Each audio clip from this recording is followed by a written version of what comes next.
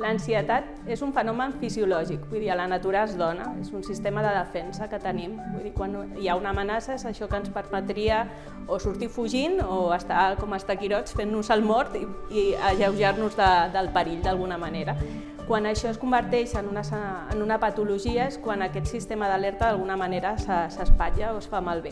Bueno, jo crec que si la sensació és d'una angoixa o de malestar generalitzat, permanentment alerta, o tenir por que et passi alguna cosa molt dolenta o que li pugui passar alguna cosa dolenta als teus éssers estimats, o tens episodis de pànic, de por molt intensa, doncs poder has de sospitar que tens un trastorn d'ansietat.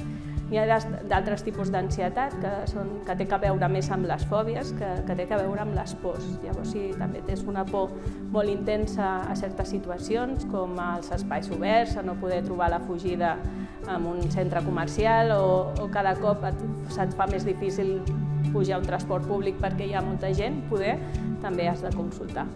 Bueno, diguem-ne que l'estrès pot ser la matèria prima per patir un trastorn d'ansietat. Diguem-ne que seria el precursor poder.